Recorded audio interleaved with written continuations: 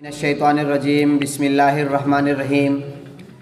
مشام جاں ہے معطر گلاب طیبہ سے، مشام جاں ہے معطر گلاب طیبہ سے، صبا کی دوش پہ آتی ہے موجب رسول صلی اللہ علیہ وآلہ وسلم۔ انہی کی نقش قدم کی تلاش ہے مجھ کو، انہی کی نقش قدم کی تلاش ہے مجھ کو، کبھی نہ چھوڑوں گا باری جستجوئی رسول صلی اللہ علیہ وآلہ وسلم۔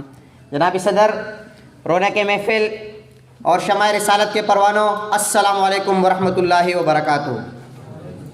آج مجھے اس محترم محفل میں فیام امن و سلامتی حضرت محمد صلی اللہ علیہ وآلہ وسلم کی شان بیان کرنے کا شرف حاصل ہو رہا ہے۔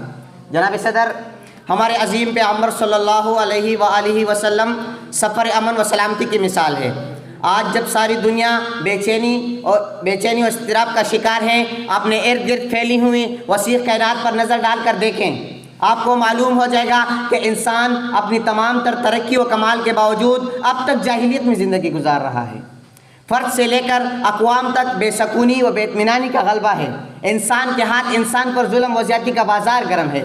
نوح انسان ہرس و ہوس کے جزیروں میں زندگی گزار رہا ہے۔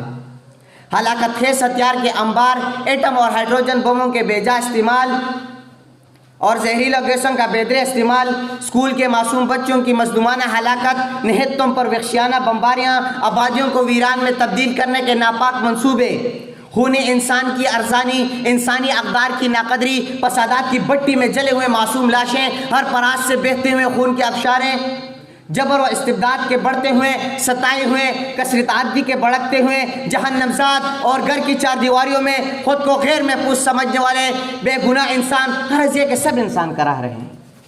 جناب صدر، سوال یہ پیدا ہوتا ہے کہ ساری دنیا سائنسی ترقی اور معراج کے باوجود اب تک جاہل اپنے آپ کو اس قدر بے بس کیوں محسوس کرتی ہے؟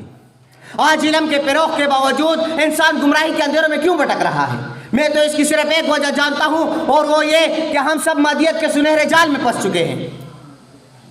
اگر ہم سب انسان ایک دوسرے کے خون کے پیاسے ہیں، اگر ہم سب امن اور سکون اور سلامتی کے متلاشی ہیں، تو ہم سب کو ایک ہی راستہ اختیار کرنا ہوگا، اور وہ راستہ مذہبی کا راستہ ہے۔ مذاہب عالم میں سے بھی دین اسلام وہ دین ہے جو سارے انسانوں اور سارے زمانوں کے لیے ہے۔ یہ صرف عربوں کا دین نہیں بلکہ سارے عالم کا دین ہے، اور نبی کریم صلی اللہ علیہ وآلہ وسلم ساری کائنات کے لیے نجات دہندہ بن کر تشریف لائے۔ جناب صدر، سوال یہ پیدا ہوتا ہے کہ آج کے دور میں کیا انسان اسی طرح امن و سکون کو ترستا رہے گا؟ کیا انسانیت اسی طرح دکھوں کے کانٹے چنتی رہے گی؟ کیا موجودہ دور کے انسانوں کی زندگی میں وہ صبح کبھی طلوع نہ ہوگی جب انسان کی غلامی سے آزاد ہو، اور دل خوف و دہشت سے پاک ہو کر امن و عافیت سے سرشار ہو جائے؟ ہر دل میں ابھرنے والے ان سوالات کا جواب حضور صلی اللہ علیہ وآلہ وسلم کی زندگی اور تاریخ اسلام کی صفحات دیتے ہیں۔ مورخین نے وہ دور سعادت دیکھا جب یہی کائنات جنت کا نمونہ بن گئی تھی، اور قدم قدم امن کے پھول کھلتے اور امید کے دیے جلتے تھے۔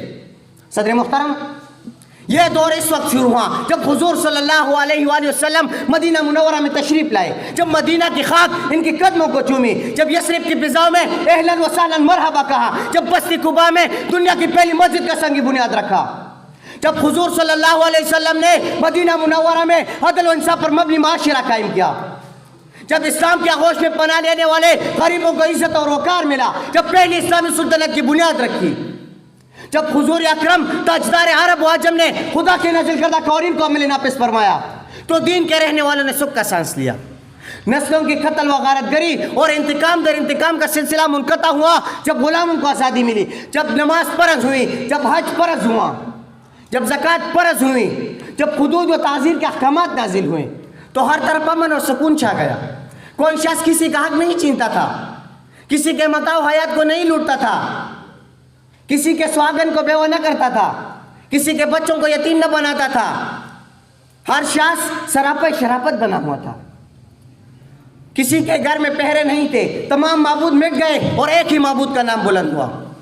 جناب صدر، نبی کریم صلی اللہ علیہ وآلہ وسلم نے عدل و انصاف کا ترازو ہاتھ میں پکڑا تو امیر و غریب کا فرق مٹ گیا۔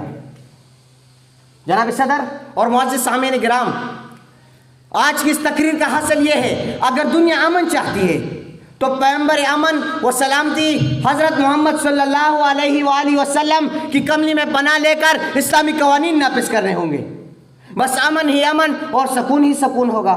معزز سامعین اکرام، میں اپنی تقریر کو شعر پر ختم کرنا چاہتا ہوں کہ محمد سے وفا تو نے تو ہم تیرے ہیں، کہ محمد سے وفا تو نے تو ہم تیرے ہیں، یہ جہاں چیز ہے کیا لوح و قلم تیرے ہیں، والسلام وما علینا الا البلاغ۔